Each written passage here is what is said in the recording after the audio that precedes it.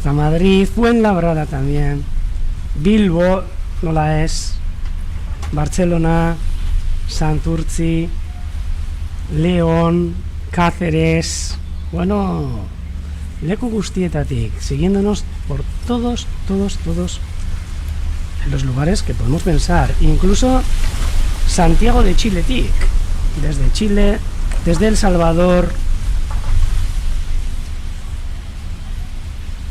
en Centroamérica, eta gaur bereziki Gasteiztik, y hoy especialmente desde Vitoria, que tenemos un grupo que seguramente se unirá a nosotros en la retransmisión que vayamos a realizar en euskera. ¿Qué? Ya que es un grupo que, bueno, saben hablar euskera, pero lo quieren utilizar y están dentro de un grupo que se llama Mintzalagun, Gasteizko Mintzalagunak, que hoy pues van a conectar con nosotros para oír la retransmisión en euskera. Intentaré hablar claramente en euskera, y un día maravilloso el de hoy. También comentaros que, bueno, solemos hablar de aves, de paisaje, un poco de Urdaibai, de lo que es toda la reserva, ver las imágenes, qué bonito está, lo que es el cielo totalmente despejado, nada que ver con estos últimos días que hemos tenido, y la marisma llena de vida, una preciosidad hoy, que luego pararemos poco a poco en estos islotes para gozar con toda esta gente que podéis ver en los islotes, ¿no? Con toda esta gente emplumada, que todos los días, esto sí que no nos fallan, todos los días aparecen aquí en estas marismas de Gautegi Zarteaga, en la reserva de la biosfera de Urdaibai. Goierrien, esaten digute, lainotuta dagoela en el Goierri, que está nublado. Pues aquí podéis ver, vamos a mirar hacia el Goierri, me imagino que será Goierri Guipúzcoan, hacia Guipúzcoa. Vamos a dirigir la cámara hacia allí, a ver. Sí, pues mira, ahora mismo nos estamos acercando. Uy, sí. Mira, aquí, más o menos hacia el sureste, ¿qué es lo que vemos? Felipe nos dice que hablaré claro. Voy a intentar hablar súper claro, Felipe, y tú también, ahí en el grupo de Mintzalagun. Grupos que se suelen crear en distintos pueblos de por aquí, pues para poder entablar conversaciones en euskera, practicar el euskera y potenciar el euskera en nuestras calles, ¿no? En nuestras calles y en nuestra vida. Algunos lo usamos todos los días, pero hay gente que tiene pues un poco más de, entre comillas, dificultad para poder usarlo, ¿no? Arratsaldeon también hasta Castro, hasta Santander.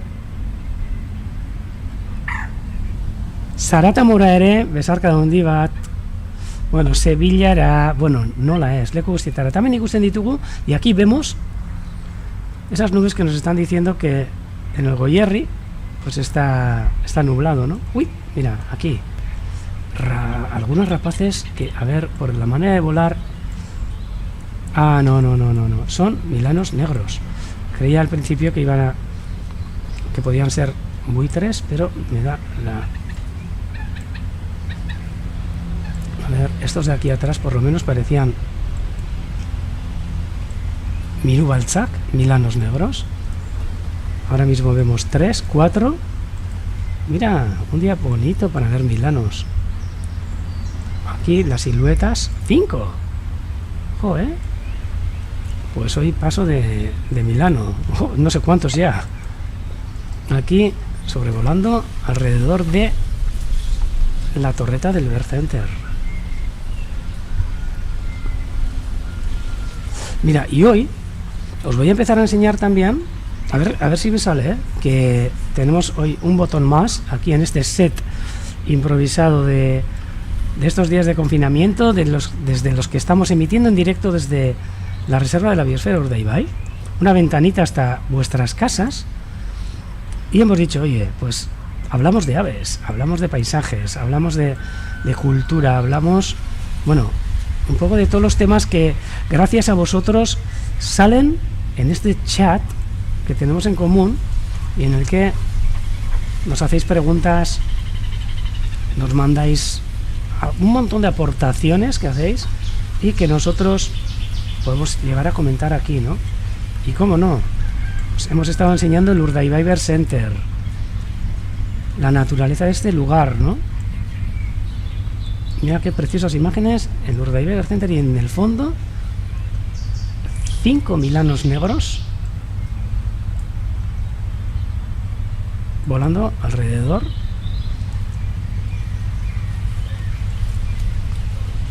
Y mira, más de 5, y os puedo decir por qué están volando. Ahora mismo, ahora me he dado cuenta.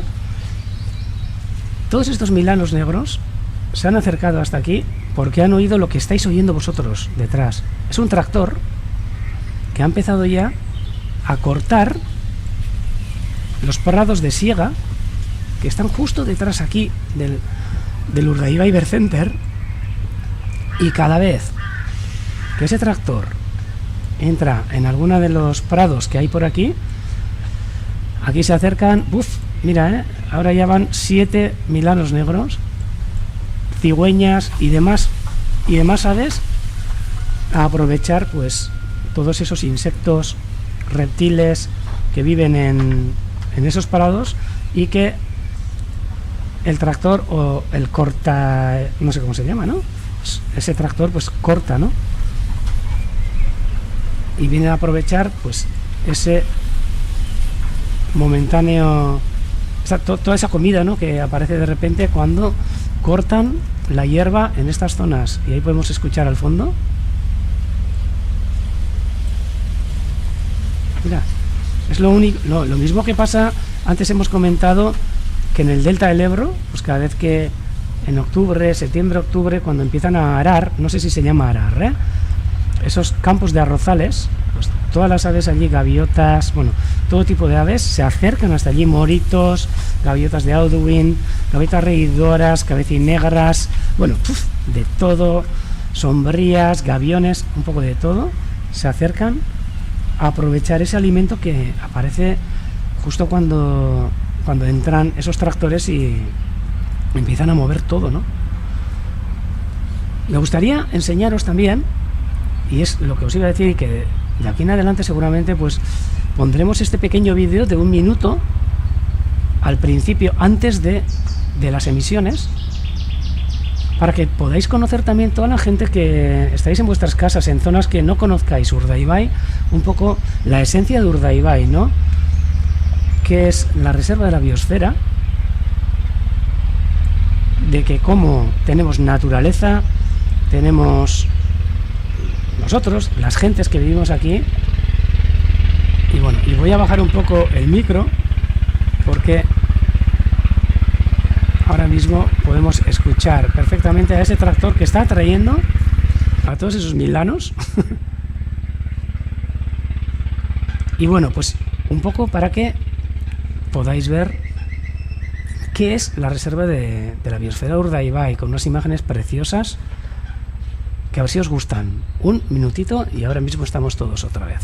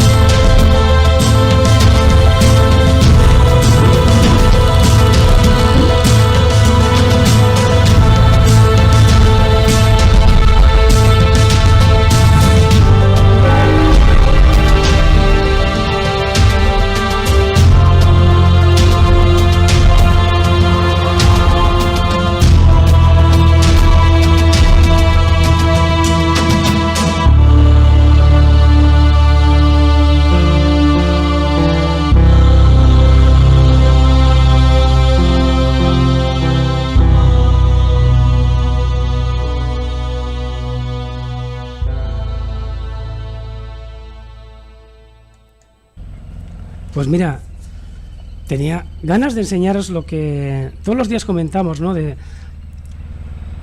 Sobre la reserva, ¿no? De que no solo es naturaleza, o sea, aquí estamos 22 municipios que vivimos en esta reserva y todas las cosas que se ofrecen desde aquí. Es para haceros un poco también los dientes largos, ¿no? Para que una vez que termine el confinamiento, pues oye, os animéis y vengáis a conocerlos los que no nos conocéis y las que no nos conocéis a este lugar de esta parte de Vizcaya, ¿no? De este 10% de Vizcaya. Es una gozada. Estos días también os lo voy a poner antes de empezar las emisiones. Hoy quería primero comentaros, pues para que conozcáis también un poco los paisajes, esos paisajes que se ven, esas gentes que trabajan aquí, la gastronomía, un poco la etnología, historia, cultura, deportes, bueno, un poco todo lo que se puede hacer en esta reserva de la biosfera de Urdaibai, ¿no? Y pues más que nada para eso, para daros un poco de envidia, para que os acerquéis, igual que nosotros nos acercaremos hacia todos esos lugares que vosotros desde el chat nos mandáis, y que vamos, ahí estamos llenando la agenda, que no sé cuándo terminaremos de visitar todos los lugares que vosotros nos mandáis, ¿no?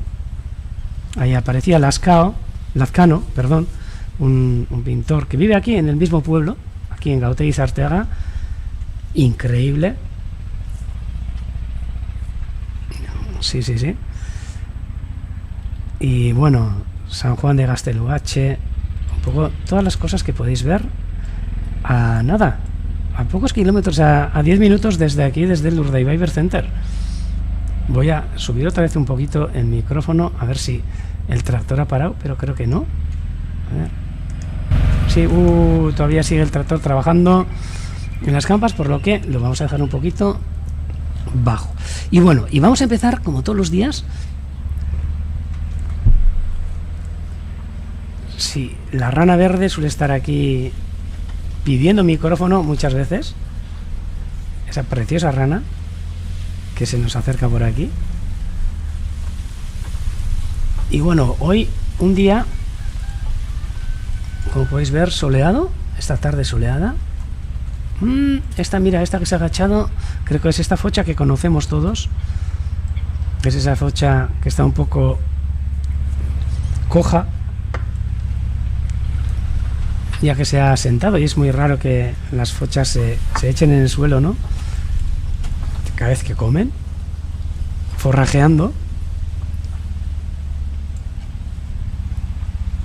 Bueno, ya os he dicho, saludos a todos los lugares, pero me comentan también aquí en mi WhatsApp que no saludo casi nunca a los pueblos de cerca. Y pues vale, pues un fuerte abrazo también Gernika Arte, a Yanguis, Foru, Murueta, Mundaka, bueno, Ibarrangelu, todo Urdaibai, que se dé por saludado. Como no, a la gente de Gautegi Arteaga, esa gente también que nos sigue todos los días, gente que está en sus casas confinadas, y gente que además sabemos también que incluso con la pata rota, igual que esa focha que hemos visto, pues nos sigue, ¿no? Aupa Loli, zure anaia eta besarka handi bat, también Urdaibaitik, Urdaibai Bird Centerretik. Y vamos a seguir. Aquí este Ana de Silbón, que todos los días lo podemos ver, que tampoco sabemos lo que le pasa. Este se hará amigo de la focha que está un poco coja, pero esta ave que en invierno hemos tenido cerca de 300 en la laguna, que todas han seguido su viaje hasta Escandinavia, hasta esos lugares del norte, pero que no sabemos por qué este macho que vemos aquí en imágenes se ha quedado entre nosotros. Quizás tenga algún problema para poder volar, vete a saber. También nos mandan aquí mensajes de las rutas que hay, rutas andando con las pasarelas, por las pasarelas recién creadas, ¿no? Aquí desde Gernika hasta lo que es el Bird Center, hasta Gautegi Arteaga, todas las rutas existen desde la misma marisma, que os aconsejo que si os acercáis lo hagáis andando, desde Guernica, desde Forua hasta aquí mismo. Nos comentan también a ver si nosotros curamos a las aves que están heridas en este chat. Mira, Enrique Franco ahí nos escribe también: machichaco, increíble para la observación de aves marinas y cetáceos. Hay también itinerarios guiados en barco para ver aves marinas y cetáceos, aparte de que tenemos unos observatorios buenísimos en el Cabo Machichaco, que sale ahí en el mar Cantábrico, en ese faro, que algún día os enseñaré fotos también, y con todas esas aves marinas, incluso cetáceos que se dejan ver bastante cerca de la costa. Un proyecto precioso de avistamiento de cetáceos que se realiza también desde aquí, desde Urdaibai, quería decir. Y este silbón, pues sí, parece ser que ha encontrado su paraíso, pero es una pena que esté solo. Es una pena que esté solo. Aquí, pues bueno, estamos bastante solos. Ahora mismo yo también me encuentro solo en el Urdaibai Vercente, pero acompañado de todos vosotros. Y este silbón, pues bueno. Y hoy, según las últimas noticias que hemos tenido de las águilas pescadoras, que también me soléis preguntar bastante, pues os puedo comentar que el otro día os dije que U18, una águila pescadora del proyecto de recuperación del proyecto de recuperación que estamos llevando a cabo aquí desde el Urdaibai Bird Center, pues parece que apareció, como el año pasado, en una zona de las Landas, en Orx, cerca de Orx, en las Maguets de Orx. Le gustó un sitio, una plataforma que hay, y según me he enterado hoy, que nos ha mandado una persona que está trabajando también en este proyecto, Aitor, pues se la ha visto con una hembra, pero además con una hembra que está anillada, en Cádiz, una hembra que fue liberada. Bueno, no sé si fue liberada. No. Una hembra que nació, creo que, o que volvió, tengo que mirar bien, el 2017. Por lo que, estamos, que saltamos de alegría.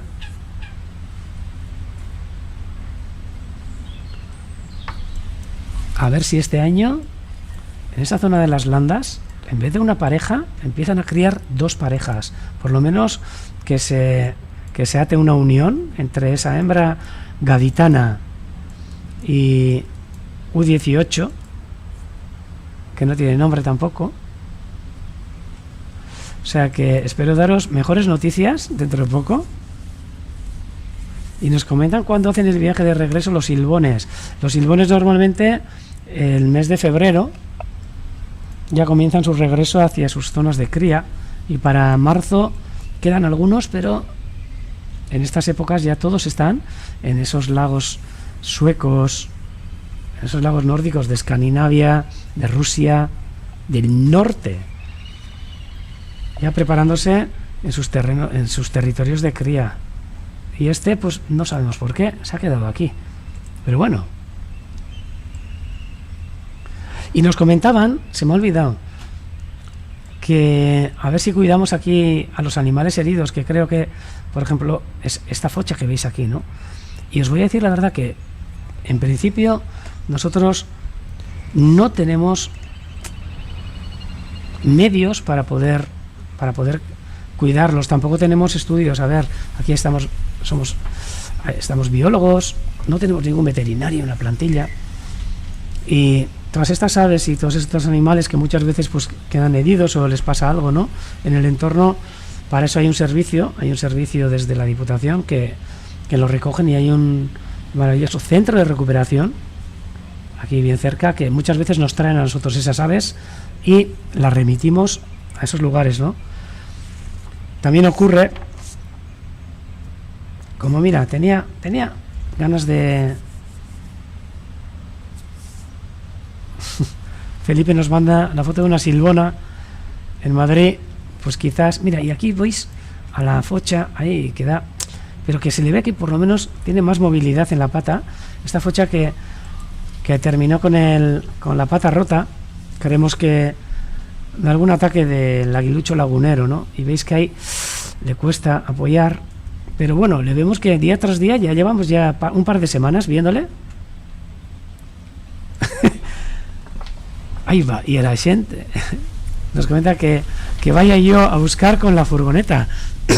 Pues sí, pues tengo una furgoneta.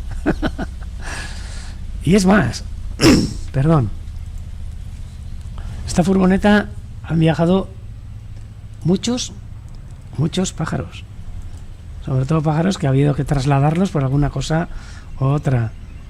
Mira, aquí estamos viendo al silbón y a la focha, que estamos haciendo el seguimiento durante un par de semanas hasta que está cojeando, que tiene la pata rota.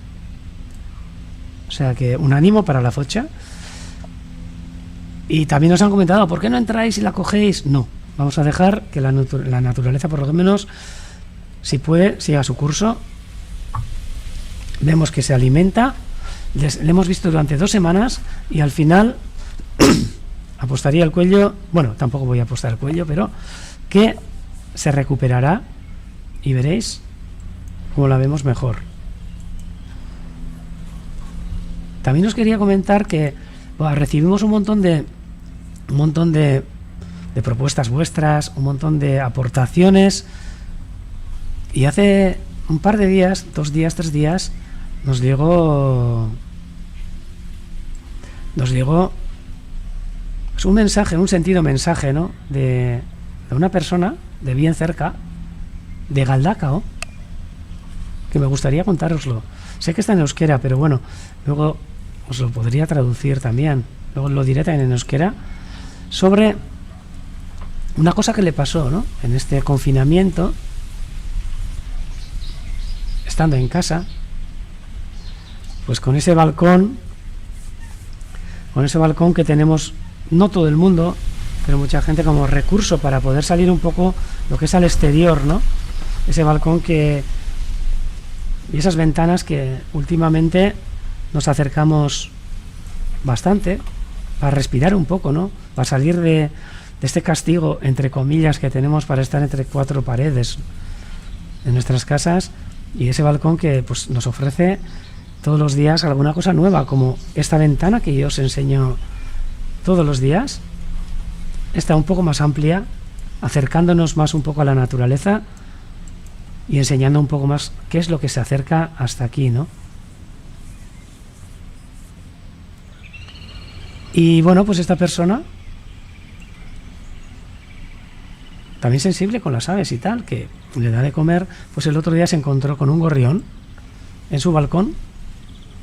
Un gorrión, no estoy hablando de andarríos, archivés claros, como estamos viendo aquí, anadas reales.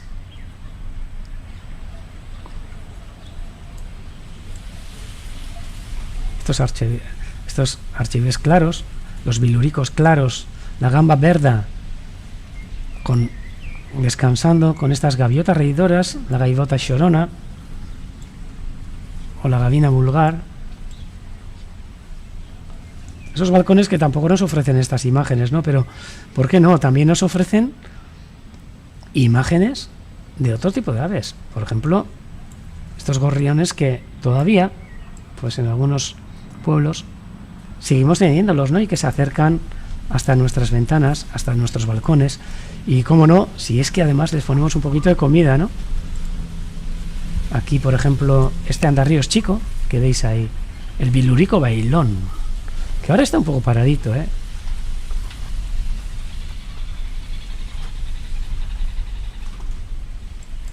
Y todas estas aves que estamos viendo ahora, en este islote, con esa tranquilidad, tomando el sol, andarríos chicos, pero que antes también he podido ver. Mira, aquí hay otro andarríos chico, un bilurico bailón, pero dormido.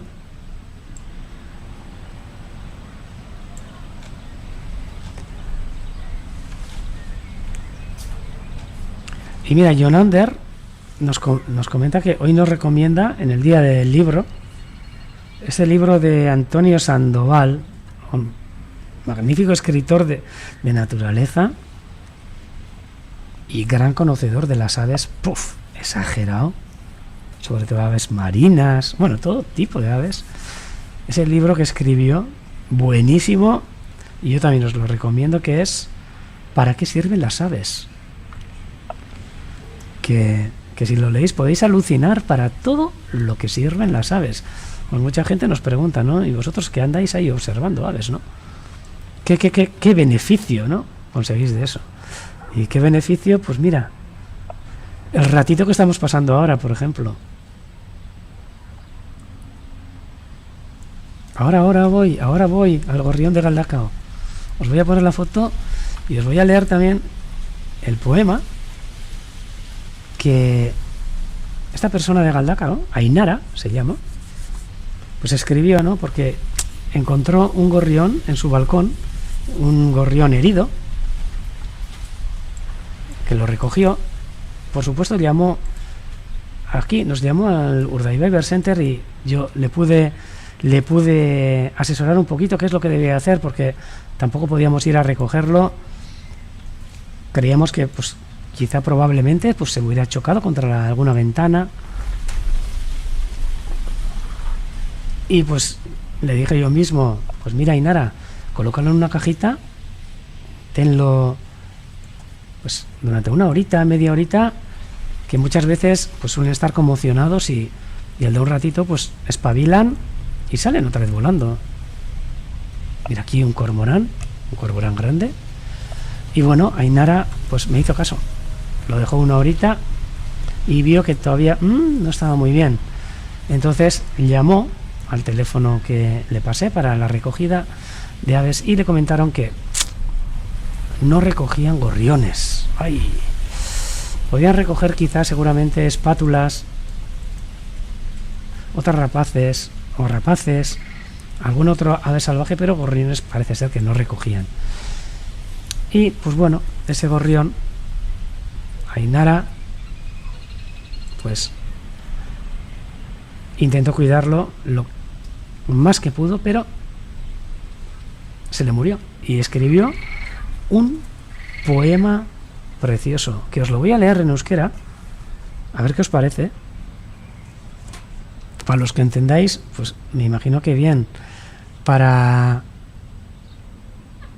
lo que no os entendáis, os voy a comentar después de leer qué es lo que quería decir. Y a ver, y voy a poner también, un poquito de sonido ambiente, y ya que estamos hablando del gorrión, esos gorriones que las poblaciones están descendiendo un montón. Y pues por lo menos para darle un poco de importancia también a estas pequeñas aves que están entre nosotros, ¿no? Os voy a poner un poquito de... A ver cómo lo hago. Buah, ahora mismo estoy manejando un montón de botones. Espero no tocar nada que me pueda fastidiar. Así bajo un poquito. Y os voy a leer en euskera. Voy a dejar de en fondo también estas espátulas preciosas y por supuesto la imagen de ese gorrión que nos mandó Ainara Arteche desde Galdacao. Os voy a poner aquí en la margen superior. Aquí veis esta preciosa hembra de gorrión que está en los brazos de Ainara. Y vamos a ambientar un poquito con estos gorriones que se escuchan al fondo. Y el poema dice así: Ormachorie. Ormachorie es gorrión en euskera, uno de los muchos nombres que tiene.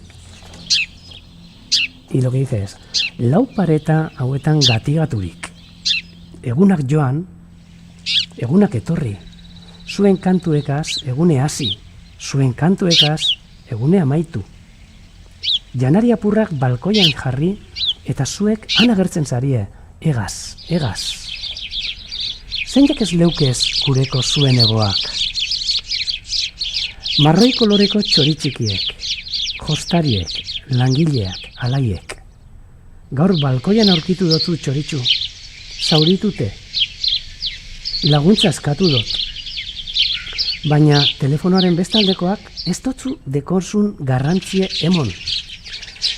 Ez dugu hormatxoriek batzen. Administrazioaren beste kategorizazio bat. Hormatxorikodiek ez deko aukerarik. Bueltaka hasi zara nora ezean. Besoetan hartu zaitut eta begiradan ikusi dotzut. Joateko ordua zala. Azkenengoz, egoak zabaldu dozuz, askatasun egoak. Begian malko bat ikusi dut, agian neurearen islada. Besoetan hil zara, nire begirada lausotu da. Hormatxori, niretzako ederra zara, bidaio nauki. Lagundu izana espero dut. Kantari bat gitxiago lurrean, energia berri bat unibertsoan. Este es el poema que nos ha escrito Ainara Arteche. Un poema sobre el gorrión que encontró en su balcón, que intentó hacer todo lo posible por sacarlo adelante, pero como dice, pues bueno, después de haber llamado para pedir ayuda y demás, no pudo hacer nada, que le cogió entre brazos y que le vio en su mirada, ¿no?, que ya era la hora de que partiera. Y por última vez abrió las alas, esas alas de libertad, y que también le vio una lágrima en los ojos, seguramente el reflejo de una de sus lágrimas, y se le murió entre los brazos, ¿no?, abrazado.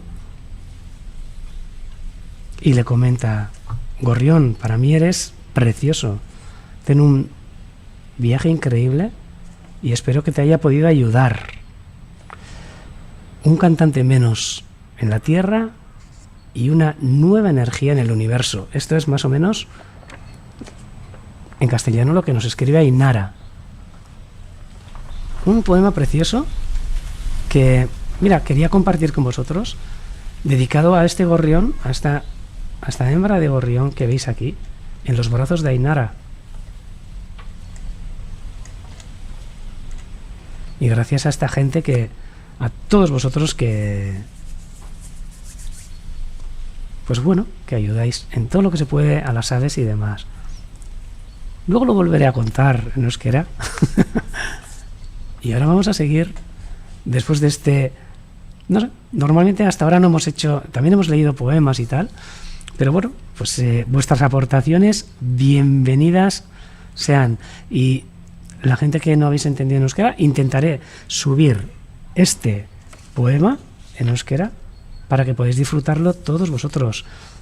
Hoy además día del libro, que tampoco tenemos opción a leer mucho. Bueno, sí, no tenemos opción a ir a las librerías a comprar un libro y tal, pero podemos oír cosas tan preciosas como estas, ¿no?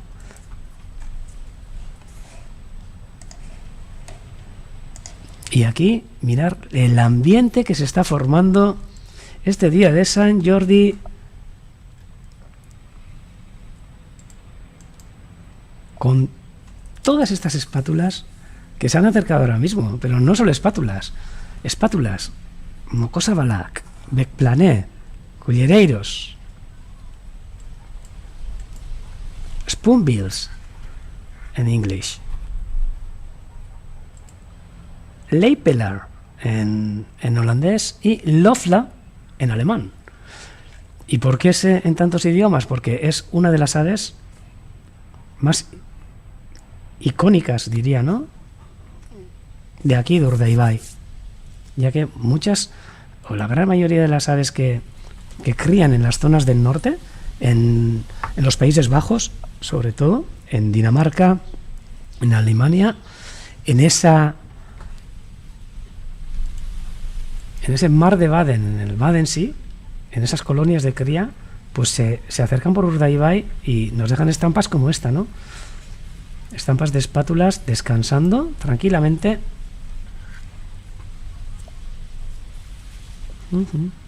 Y aquí nos comenta la gente, ¿no? Que como los gorriones, por ejemplo, esas pequeñas aves que son las que nos acompañan, como decía Inara, ¿no? Lau paret artean katigaturi, que eguna joan eguna que torri, zuen kantu eka segune hasi. Que entre cuatro paredes, confinada, vienen los días, van los días, vienen los días, pasan los días, pero empezamos todos los días con vuestros cantos y terminamos también todos los días con vuestros cantos. Eso es una gozada. Y es que es verdad, son los que están cerca de nosotros.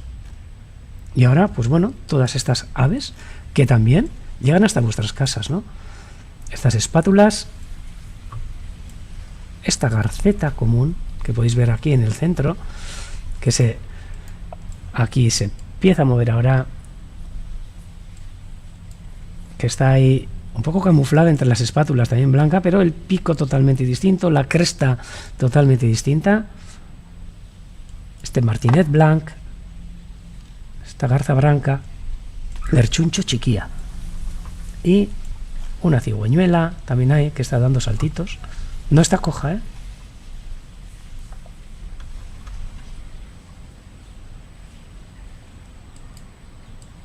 Estos ánades reales que están aquí también. Y vamos a seguir con este momento de marea alta, que como veis, yo siempre suelo comentar, gente que vivís ahí en la zona del Mediterráneo, que las mareas pues son muy pequeñitas, casi imperceptibles en muchos casos, ¿no? Aquí las mareas tienen, bueno, condicionan totalmente todo lo que podemos ver de aves, condicionan también nuestra vida, por supuesto, de la gente que vivimos en las zonas de estuario, y condicionan también pues la vida de este cormorán grande, un juvenil, que podéis ver que tiene el pecho claro, el único que ha quedado también. Si os habéis dado cuenta, desde 2 semanas aquí estamos empezando a ver todos los cambios, ¿no? De aves que han estado pasando el invierno entre nosotros, que han estado llegando desde esas tierras del sur, desde África y demás, durante todos estos días, y que siguen llegando. Y esas aves del norte que ya se nos han ido, como todos los cormoranes, y nos ha quedado pues el jovencito, el juvenil.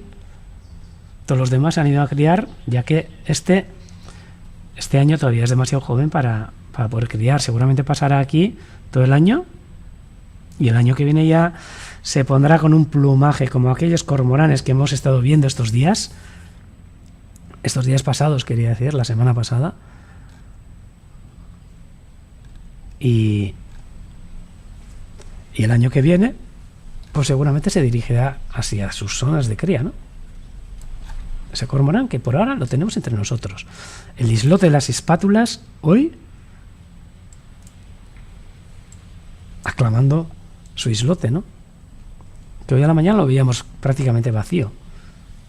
Entonces vamos a acercar también a ver si hay algún ave en el islote de la cámara, que muchas veces nos deja imágenes preciosas de las aves que están prácticamente a 3 metros de la cámara, como este Ana de Ana de Real, el azulón, esta pareja que está alimentándose. Veis cómo introducen la cabeza en el agua y el fondo, en el sedimento, filtran el sedimento con sus picos para comer esos invertebrados de los que se alimentan, ¿no?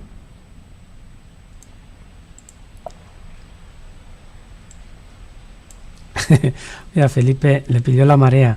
Y mira, esta es la imagen que os quería enseñar. Ahora, la que manda Felipe de esos cormoranes en época nupcial, con esos tonos blancos de la cabeza que podéis ver, y un plastón blanco que suelen tener en los laterales, que ahí no se ve, pero a ver qué es lo que podemos ver en el islote, si es que hay algo.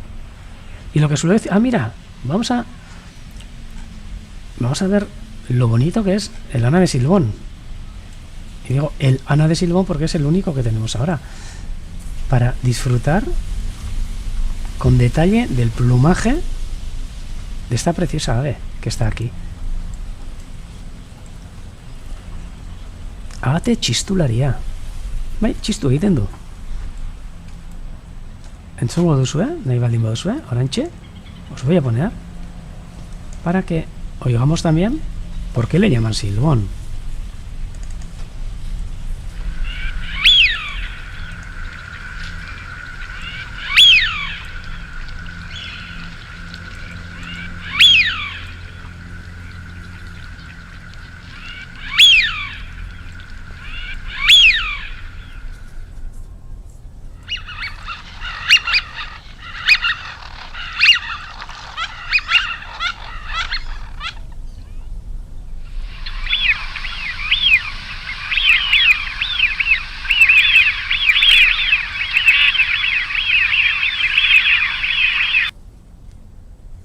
Aquí, esos sonidos, esos cantos de los silbones, que son bastante habituales en invierno, en el atardecer y a las mañanas, pero que ahora mismo, pues mira, pues solo tenemos este silbón. Agate txistularia, anexulado. Y ahora, acercándose a este Ana de Real, basaatea, Ane Colbert, y Labanco en galego. Precioso también que está aquí. Bueno, tampoco hay que pensar como nosotros. Yo lo veo bastante feliz. Tiene aquí todo, tiene un montón de amigos. Y bueno, ahora no sé si hablará en el mismo idioma, esa es otra. Y mira, vamos a acercarnos también a este limícola que está aquí. Y aquí Fabo también nos comenta. Uy, a ver. Bye. Y aquí ahora, le está pegando mucho el sol. Pero a ver si la cámara nos capta. Este andarríos chico. Culisca chiquía, euskaraz. Xibitona en catalán y Bilurico Bailón en galego. Solo que ahora está ahí,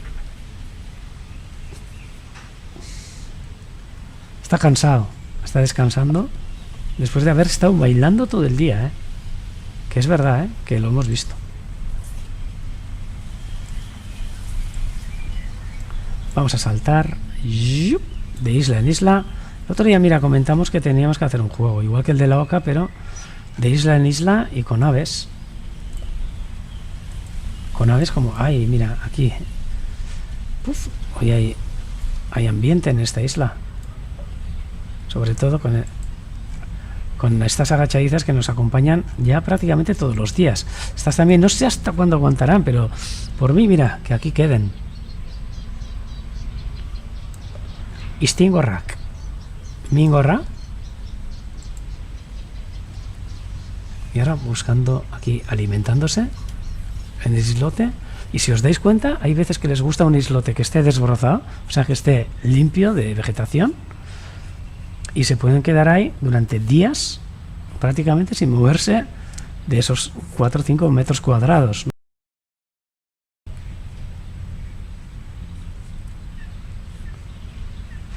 Nos comentan a ver cuál es la migración de los silbones. Los silbones normalmente pasan el invierno aquí y se dirigen... a ver si os puedo enseñar ahora en un salto antes de empezar en euskera. A ver. Que ahora empezaremos. Chum. A ver, me tengo que ir muy abajo. R... S, aquí. Os voy a enseñar ahora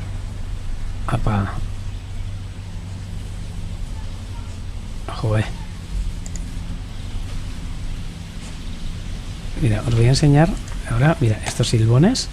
Y aquí podéis ver la distribución del silbón. Ah, mira, muy buena. Como pasa el invierno en zonas del norte de África, en lo que es en Europa, pero la zona de cría llega hasta Islandia, algunos en Escocia, norte de Escandinavia, Rusia, Siberia. Buah. Y claro, pues el de hoy está un poco, como el que veis aquí en la imagen, pues un poco, ay, que se ha quedado atrasado aquí, pero bueno. Y bueno, y ahora mira las nubes que nos decían que estaban apareciendo. Estas están apareciendo del sur, más o menos, suroeste, diríamos, sur-suroeste, pero que nos decían que en zonas de Guipúzcoa pues estaba nublado. Y si nos vamos hacia esas zonas, pues sí que vemos que ahí hay una capa de nubes que me imagino que serán los estratocúmulos, pero tampoco puedo decirlo seguro. Y ahora os voy a dejar con imágenes del centro y vamos a pasar a la conexión y al recorrido en euskera. Hoy dedicado a toda la gente de Mintzalagun de Gasteiz, de Vitoria.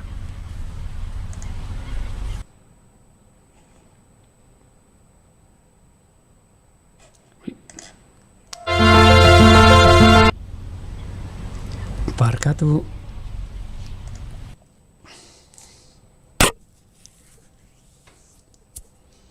¿No?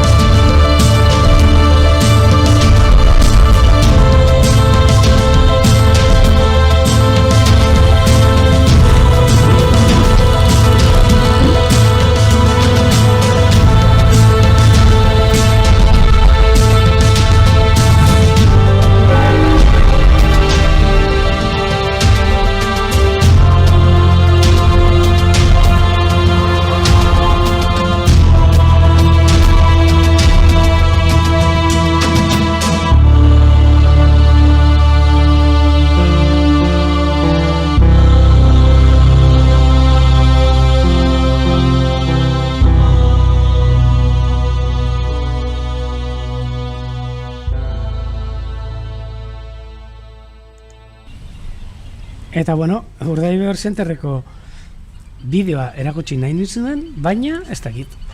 Gaizki eman dut eta Urdaibaikoa erakutsi dutzuet segidan. Orain, lehen esan dudan moduan, hasiko gara euskarako emanaldiarekin, edo euskaran egin dugun ibilaldi honekin, Urdaibaiko biosfera erreserbatik, hementxe Urdaibai Berzenterretik, eta gaur den hori esan behar dizuet, nola lagun batzuk dauzkagun, ontxe danak konektatuta, gure zuzeneko honetara, batez ere Gasteiztik, Gasteizko Mintzalagun elkartetik. Eta gaur, eurentzako egingo dugu emanaldi hau. Eta lehenengo eta behin ikusi zezue, eta dan hori gainera, Mintzalaguneko lagun guzti hori, eskatuko nautzuen da gonbidatzen zaituztet, parte hartzera, hemen daukagun txat honetan. Eta txat honen bitartez, zuen zalantzak, zuen galderak, eta zuen esperientziak hegaztiekin, edo, inguru naturalarekin eta gurekin partekatzeko. Beraz, hasi gaitesan, hemen Urdaibai Berzenterretik, hemen ikusten duzuen eraikin honetatik, Gautegi Sartegako paduretan Urdaibaiko biosfera erreserban, bertan, bihotz-bihotzean kokatuta dagoen eraikin honetatik zuzenean zuentzako irteratxo polit hau.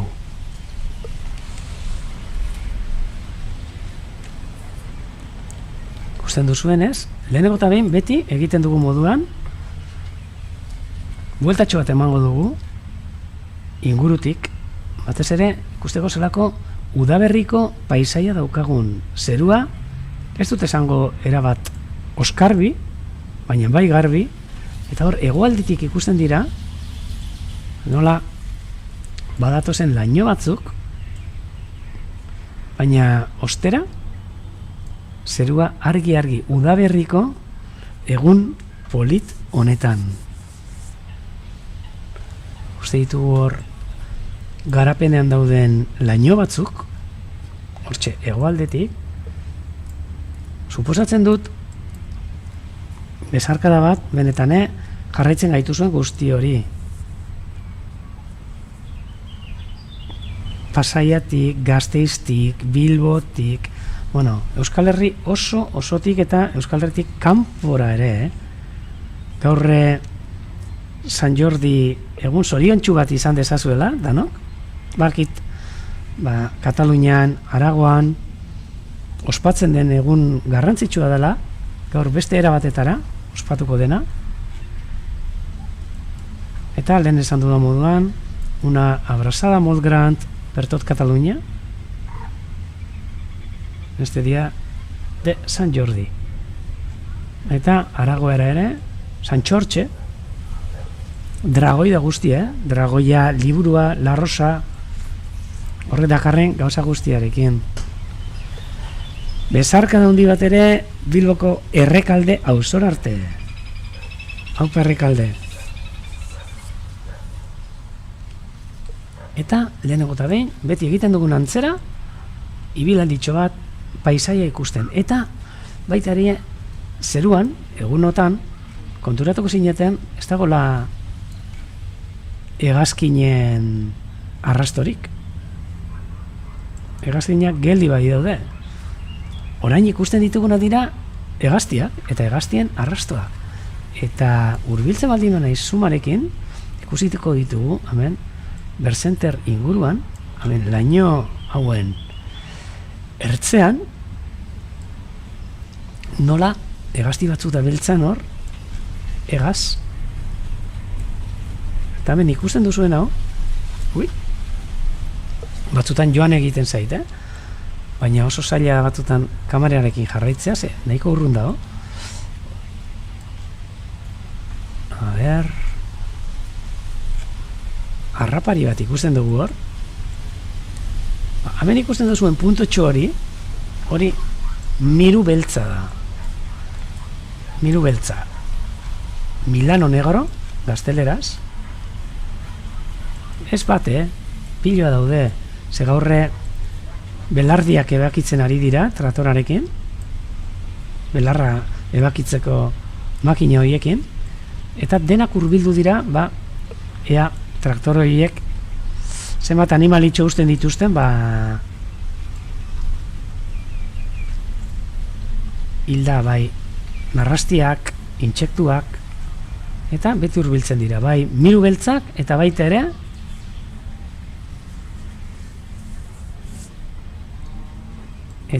ere, zikoinak hurbiltzen dira.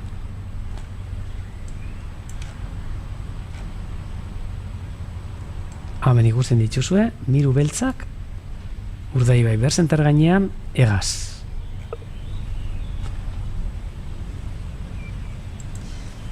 Miru beltzak, eta normalean, a ber, antxe esango dutzuet, Milà Negre eta Miñato Negro galegos. Milà Negre katalanez eta Miñato Negro galegos. Miru beltza Black Kite ingeleraz.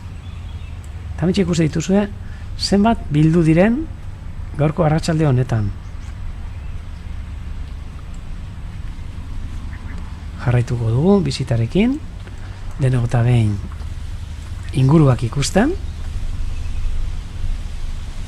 Bueno, eta hemen ikusten duzuen Urmaela, komentatu behar dizuet ere, hau Urdaibaiko biosfera erreserban dagoela, Gautegi Zarteagan, Gernikatik 5 kilometrotara dagoen herritxo baten, ez dakit denok ezagutzen duzuen, baina hemen ikusten dugu Ereñozar mendia, erreserba guztitik, biosfera erreserba guztitik ikusten den Kareharrizko mendia, eta gainean, tontorrean, hortxe ikusten duzue, Miñato Queimado. Que buena xente. Axentek laguntzen digu galegos, gauzak itzultzen, eta esan behar diot axenteri. Nola gidan Miñato Negro jartzen duela. Te tengo que decir a gente que en la guía a nosotros nos pone Milano Negro, pero es mucho más bonito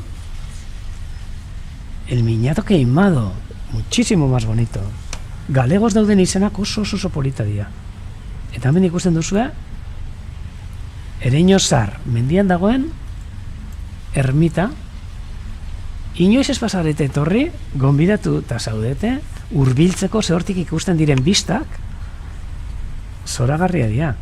Gorbeia, bueno, Araba erdia ere ikusten da, Nafarroa, batzutan Pirineoak ere, iparralde, danetik ikusten da.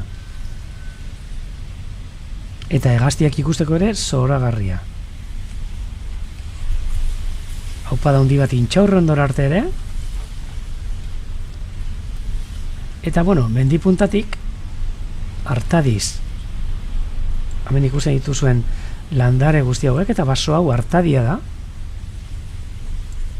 Izatez, Mediterrane inguruko landare dia bat, baina Kantauri isurialdean ere ematen den baso bat.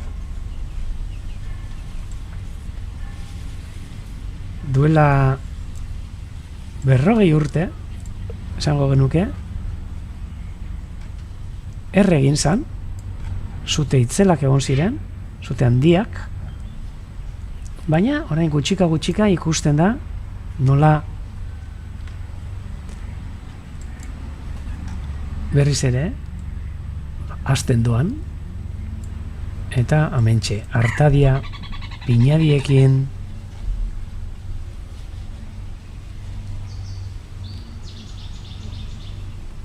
oso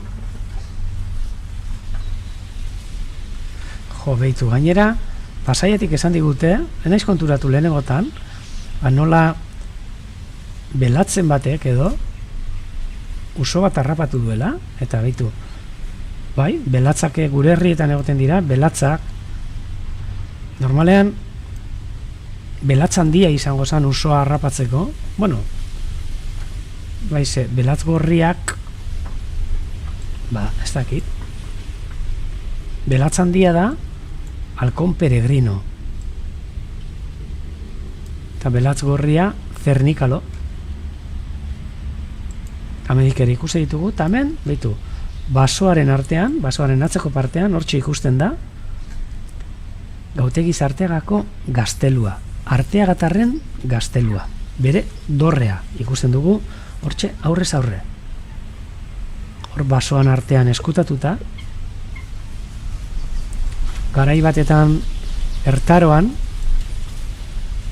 hortxe egotezien familia batzuk, eta hau Arteagatarren familiakoa zan, hemen inguruan dorretxeak zeuden, hainbat, beste inguru guztietan antzera, eta hau Arteagatarrena zan. Ondoan bazegoen ere beste dorretxe bat Forun, Urdaibai, bertatik datorkigu gure erreserbaren izena, Eta dorretxetik bitu, beste dorretxe batetara pasatuko gara. Iup, salto bat eman. Eta hemen beste familia baten Madariaga dorretxea, Madaizia, hemen ikusten duzuena, beste dorretxe bat. Arteagatarrak eta Madariakoak, edo Madaizakoak, Madariaga dorretxea. Orain momentuan ekoetxea Urdaibai, Euskadiko biodibertsitate zentroa dago bertan, eta baita ere Urdaibaiko biosfera erreserbako patronatuaren bulegoak hortxe daude. Leku zoragarria benetan, amaitzen danean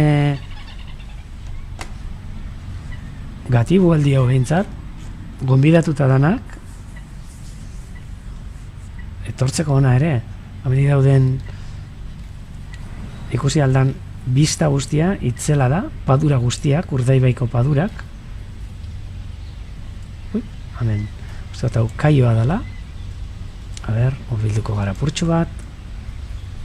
Bai, kaio hanka horia, naiz eta ez dizkioan nahikak ikusten, baina bai.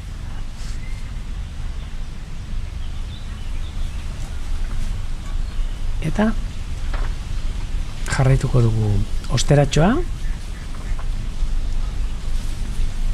Atxarreko hartadi astu dut, hemen. Hauek, mendi hauek, amenatzen ikusten diranak, atxarreko lerroa da. Eta hortxe ere,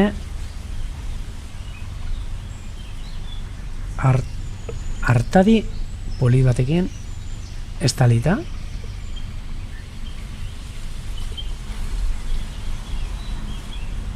Hauek ere, karearrizko mendi batzuk. Atxarre, aitz, arre.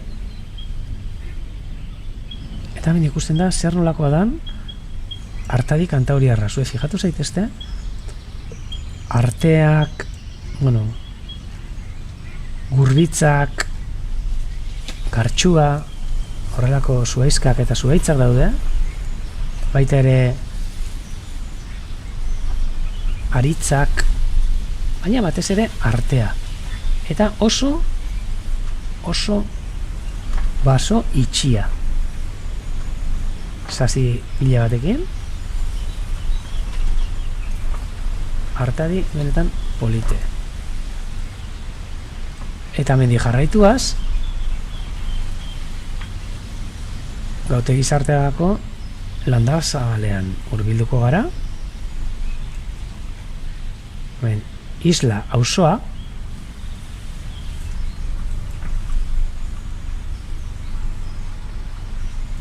eta hainbat baserri ere inguruan. Hemen agertzen den, baitu, hemen dagoen baserri hau, hauxe, goian dagoena, orain berrizten ari direna, Larratxu.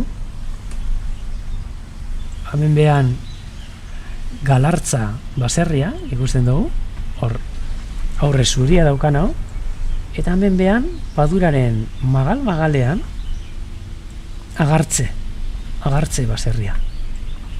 Eta albora joaten baldin bagara, leku zoragarri bat, orain zuaitzartean ikusten da, baina hementxe ikusten dana San Lorentzoko ermita.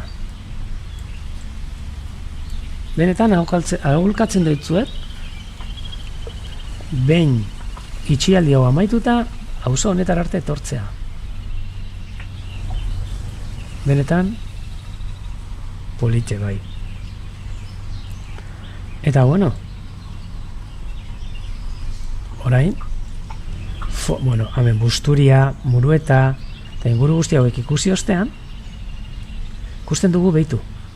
Oraintxe momentuan marea oso goian daola, ze gaur marea gora arratsaldeko 6 izan da. Beraz, ikusten duzuen nola, hemen erdiko kanal honetan urpiloa dago.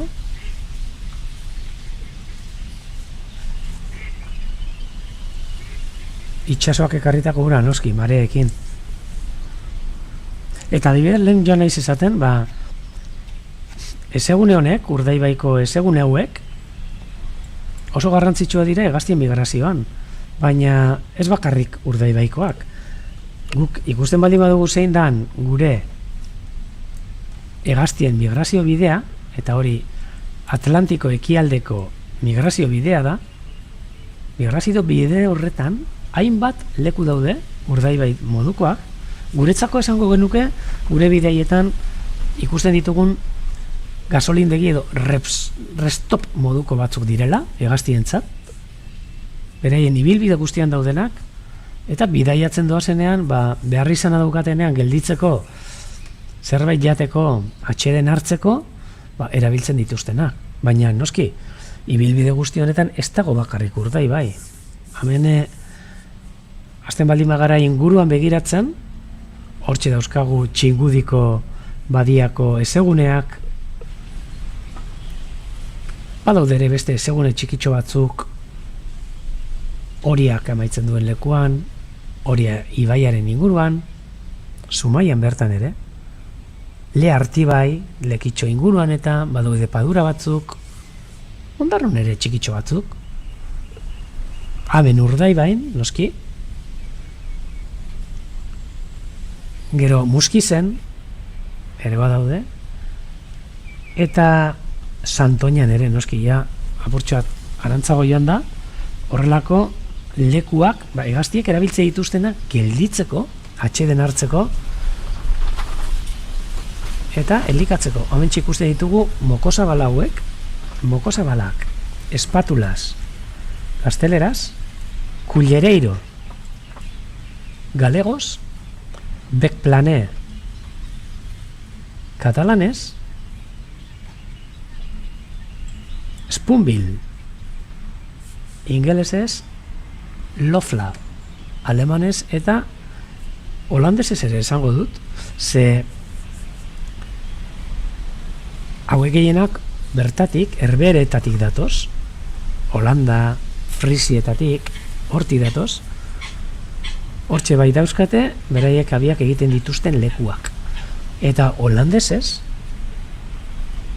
hegaztionen izena, Leipelar. Leipelar. Oso izen polita. Eta esan nahia da, mokosabala. Espatula. Euskeraz.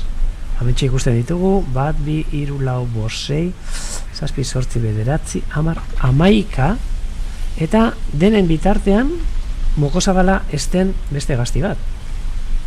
Hoxe, erdi-erdian ikusten duguna, lertxuntxo txikia, garceta komun. Hortxe, moko beltza ikusten zaio, lertxunen estilokoa, koartzen estilokoa, Garza Branca eta Martinet Blanc, katalanez. Garza Branca, galegos.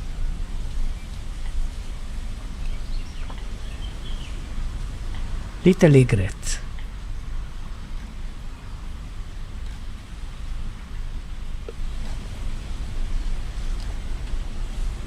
Hemen ikusten da. Ze ondo dauden lasai asko. Eta lehen esaten egona izena. Esan ditut kostaldeko ezeguneak, baina, hombre, ez ditugu ahaztu behar ere, barruko partean dauden, barrualdean dauden beste ezegune batzuk. Eta nola ez, hortxe daukagu bat oso garrantzitsua, Gasteizen bertan, Salburuako Urmaela, eta Salburuako inguru hori, benetan, oasi bat, Araba erdian, Gasteizen bertan. Eta hemen ikusten ditugun hegazti asko eta asko, bertan ere ikusteko aukera daukazuenak. Badakit egun hauetan Salburuara joatea eta bertako behatokietan eta hegaztiak behatzea ezin dela. Baina, hau bukatzen denean, hemen, mintzalagun kide guztiak bakizu zer egin behar duzuen, taldetan gelditu zuen artean, eta oraintxe ni erakusten nabilen hegaztiak zeuek zuzenean bertan Salburuan ere ikustea ze. Egia esango dizuet, hemen Euskal Herriko ezegune desberdinen artean oso konexio onak daude. Eta konexio horiek dira hegaztiak. Batetik bestera ibiltzen baitira. Sarritan gertatzen zaigu hemen ikusten ditugun mokozabalak txingudin ikusten ditugula, edo hemen ikusten ditugun ez dakit txirriak Salburuan ikusten dirala. Beraz, guztiz konektatuta dauden ezeguneak bai. Galdetzen didate, zergaitik gelditzen diren hemen, baina Salburuan ere gelditzen dira, eta Txingudin ere, noski. Urdaibairen berdin. Gertatzen dena da, guk hemen kamera bat daukagula, eta zuek ikusi egiten duzue. Baina horrelako kamera bat egongo balitz bai Salburuan eta bai Txingudin, bueno, aluzinatu egingo genuke, zenbat hegazti dauzkazuen oraintxe momentuan, bai Salburuan eta bai Txingudiko badian. Bai, hemen esaten diguzue, bai, gu gaude Arteagan. Gernikatik oso gertu, 5 kilometrotara. Gainera, orain dela gutxi, ibilbide bat ireki dute, Gernikatik oinez etortzeko, etorri aldana bintzat, gure Urdaibai Berzenter honetan arte, oso ibilbide polita,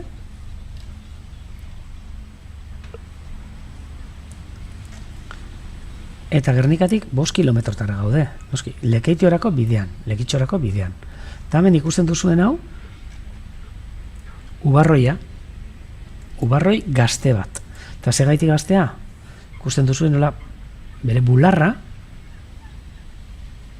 zurizka daukan, argia, eta hori bakarrik gazteek izaten dute, oraingo dagoeneko helduak, ja hemendik martxa eginda daude. Hemen ez dute abiarik egiten. Beraz, martxa egin digute, eta orain gaztetxo hau gelditu da, agian uda ere hementxe pasatuko du. Eta hemen, Eloi ere galdezka daukagu, zer berdintasun dauden Mingorra eta Ollogorraren artean. Eta ontxe ditxiko gara Mingorretara eta azalduko dutzuet. Ubarroia utziko dugu. Ubarroia.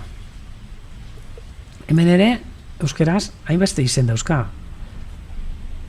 Busterroize, bust egiten duen erroia. Erroia da belea. Bueno, ez da belea, baina, cuervo. Adibidez, galegos, kormari, katalan ez barkatu, galegos ere antzerakoa dauka izena, ontsa esango dutzuet. A ber, segundotxo bat, aurkitzen baldin badot, ontsa, bai, galegos,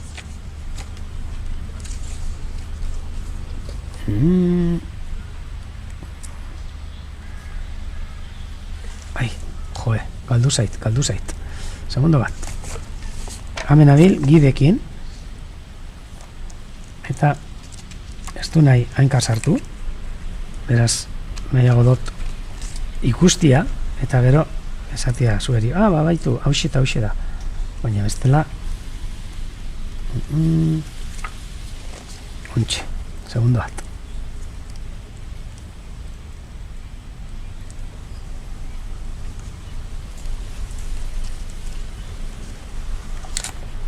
Uztot korp mari zala.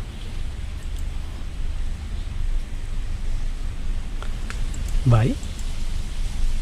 Eta ur erroia, edo ur ubarroia.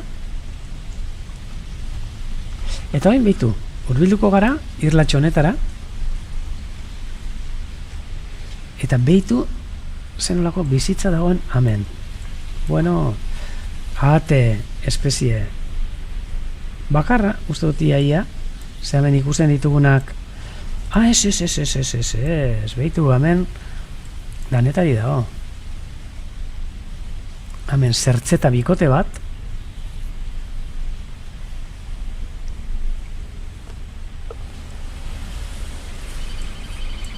txirria ere,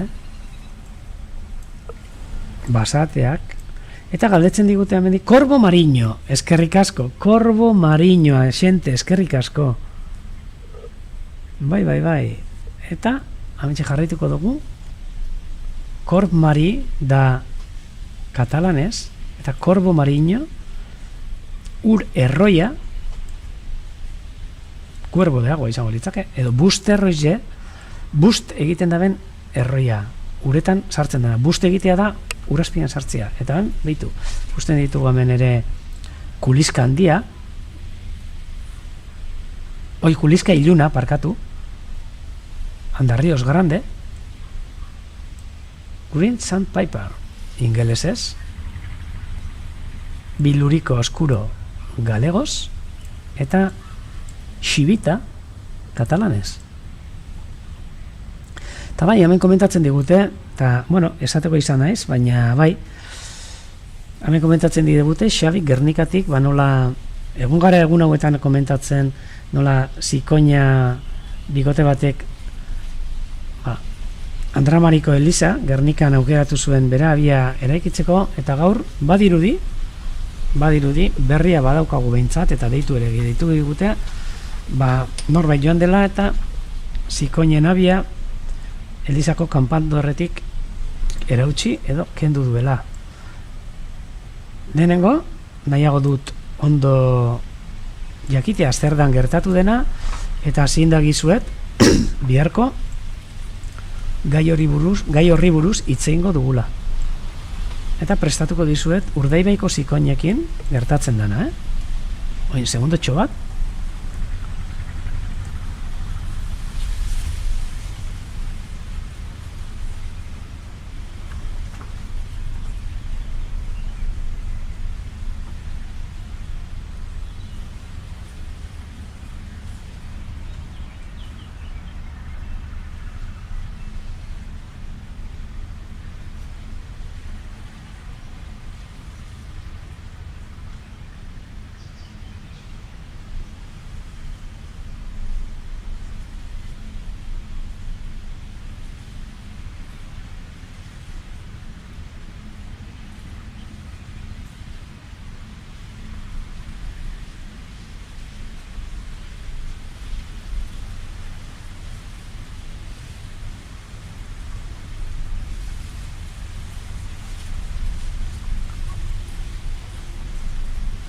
Bai, eta hemen ikusi dituzu orain beste hegazti batzuk, limikoloak, txirri arruntak. Hemen. Oso zaila dira desberdintzatzeko limikoloak batzutatik beste eratara. Eta hementxe, txirri arruntak, 3, lasai asko eguzkitan. Hauek ere, pentsa, hauek Afrikan igarotzen dute negua, Mauritanian, hauzu bespezie bat da, Mauritanian eta agertzen dana negua igarotzen, eta orain, gure ingurutik pasatu, geldiuneratxo bat egin, atxeden hartu, apurtxo bat tripa bete, eta nor arte, eta Islandiar arte, eta Groenlandiar arte joango dira. Eta hemen, bueno, beste bat, hau ere desberdina, hau txirritxo handia. Erakutsi beharko dizu, eta argazki bat, hemen ez da ondo ikusten. Hortxe, txirritxo handia, eta utzi apurtxo bat, eta aurkituko ditzuet, argazki bat ikusteko zer nolakoa dan. A ber, honan argazki polit bat, aurkitzen baldin badut, hementxe, hauxe bera. Hau neguan da, baina, bueno, hortxe, ikusten duzue, txirritxo handiaren argazkia. Chorlitejo grande. Gazteleraz.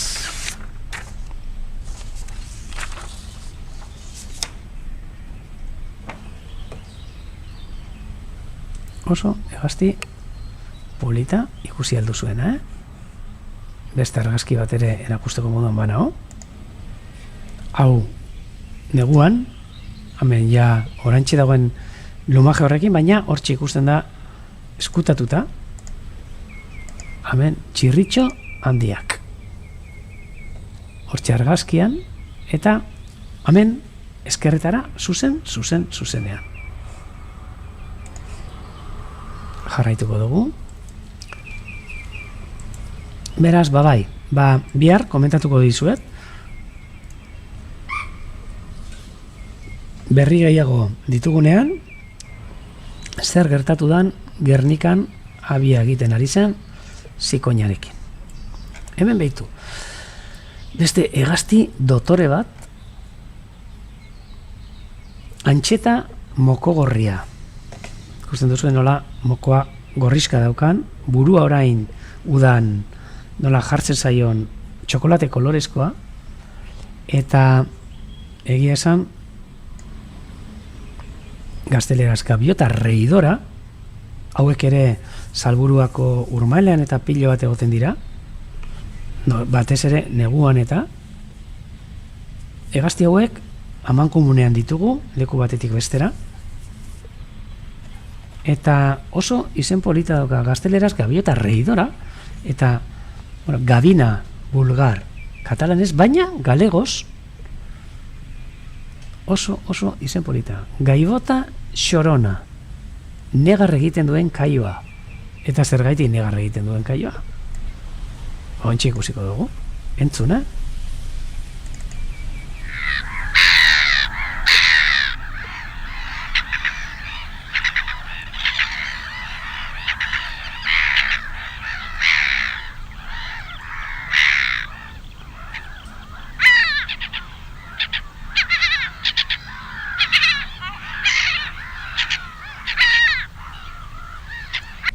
Hortxe, zer gaiti deitzen den gaivota xorona.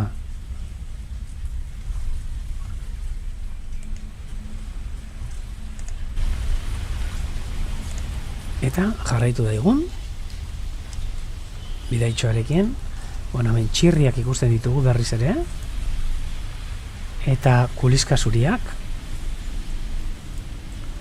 hemen lasai asko, irlatxoan atxeden hartzen,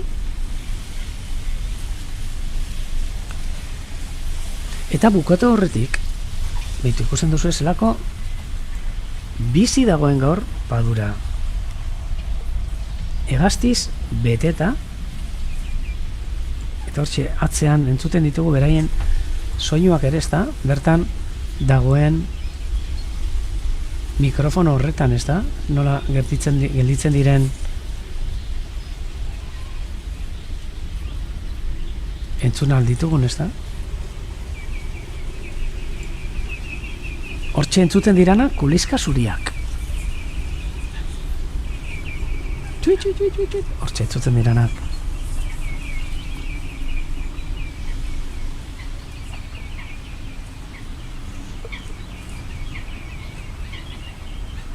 Hemen, gure ardi latxak, oin atzea ematen,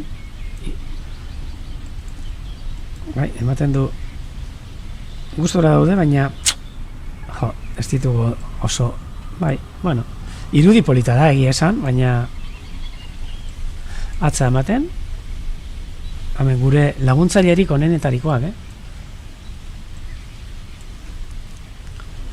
Eta, bukatu horretik nahi nizuen komentatu ere, lehen gazteleraz ere ibili naiz komentatzen, nola, egun hauetan, etxean, edo etxeratuta gauden egun hauetan, aktibitate gutxi egin aldirela etxetik atera eta behintzat, baina baditugu lagun pila bat, beraien esperientziak eta bidaltzen dizkigutenak euren etxeetatik, eta elitzaidake gustatuko bukatzea saio hau, lehen ere egin dudan moduan, hainbat jentek galdetzen digu ia guk hegaztiak eta sendatzen ditugun, gaixo daudenak edo arazoak dauzkaten hegaztiak, eta claro, guk hemen Urdaibai Berzenterren ez daukagu horrela hegaztientzako errekuperazio zentro bat. Gu hemen biologoa gara, hezitzaileak, baina ez albaitariak. Orduan guk aholkatu egiten dugu, ezta? Eta hemen adibidez, erakutsiko dizuet, ze hainbestetan galdetu diazenteak ea zergaitik ez diogu laguntzen da, hemen naturak ere aurrera egin barko du, hemen dago kopeta zuri bat.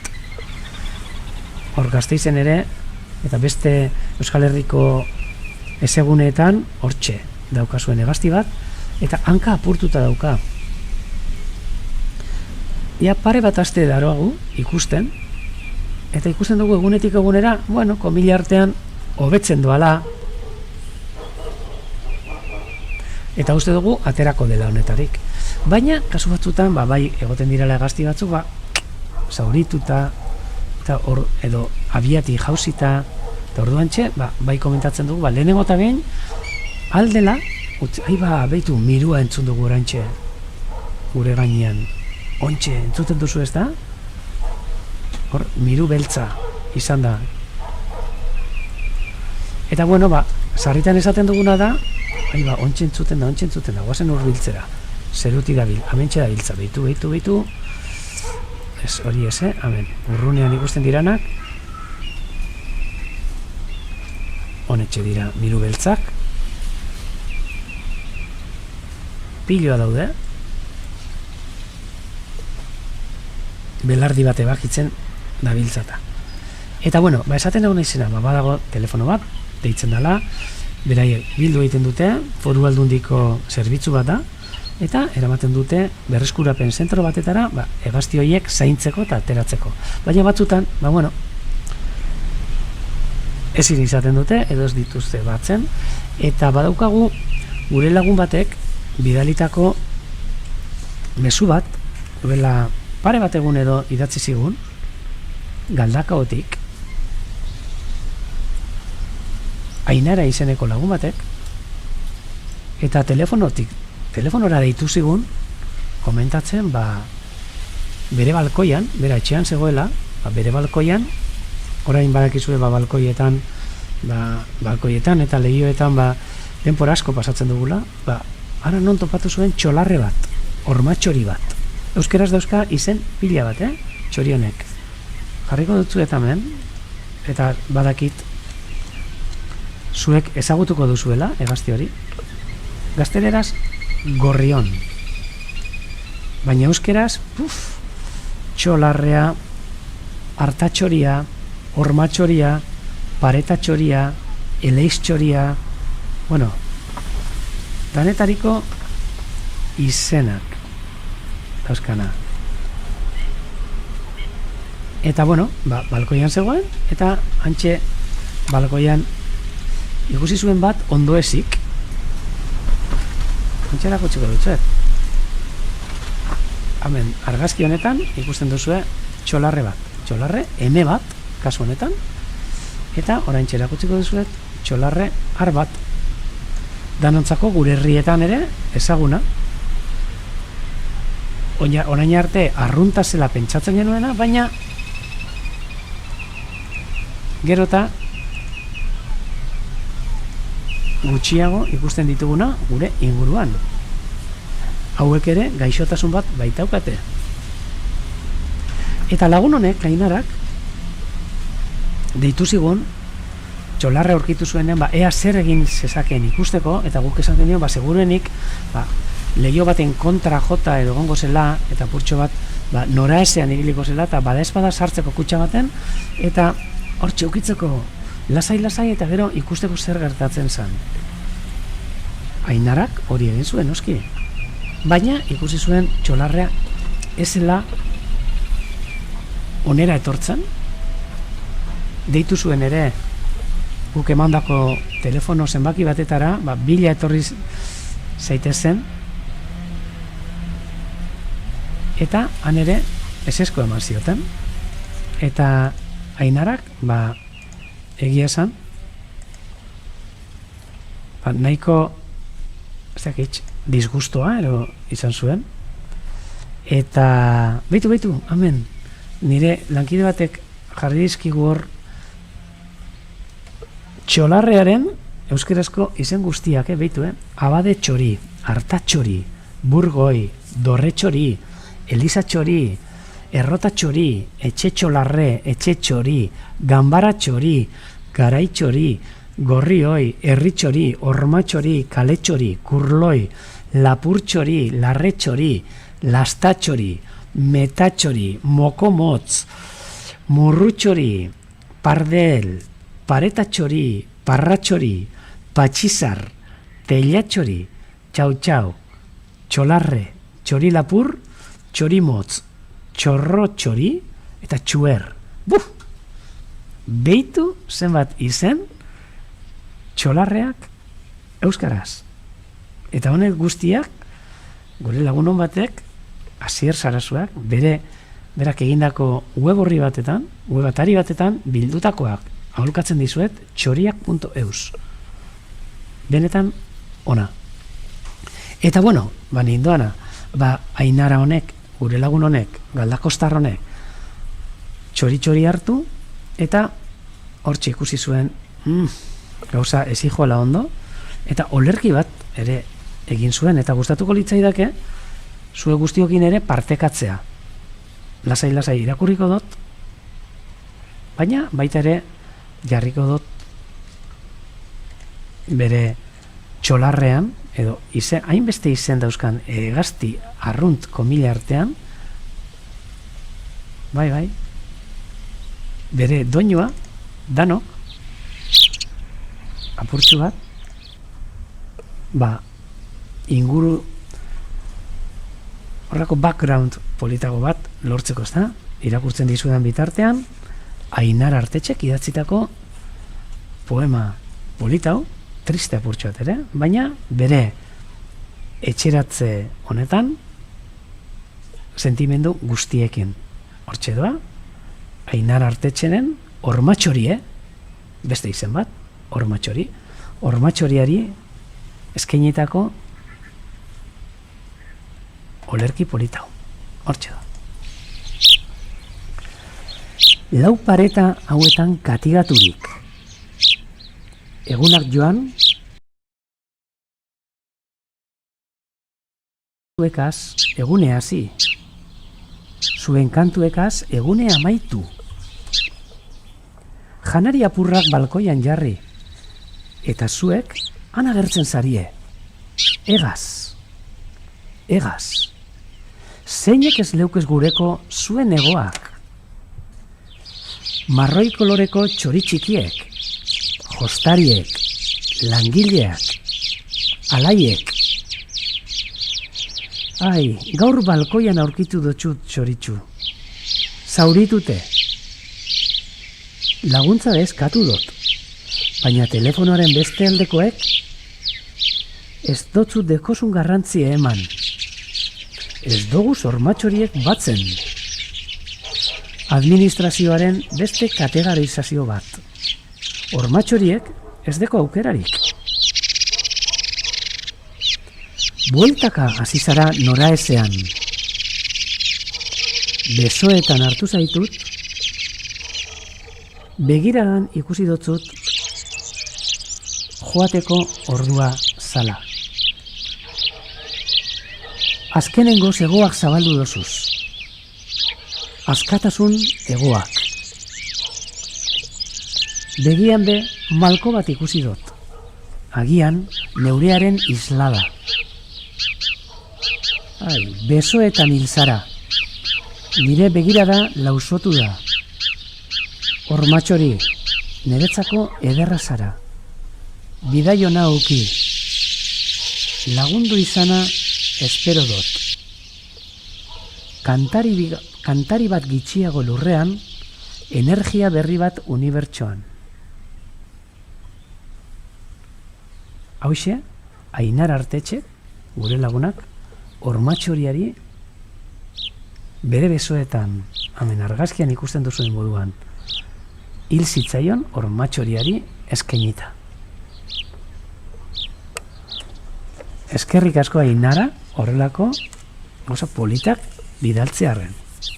Eta horrelako begirunea izateagaitik horrelako egaztitxokin. Eta nik neuk, olerki honekin, bihar egun posgarriago bat izango delakoan,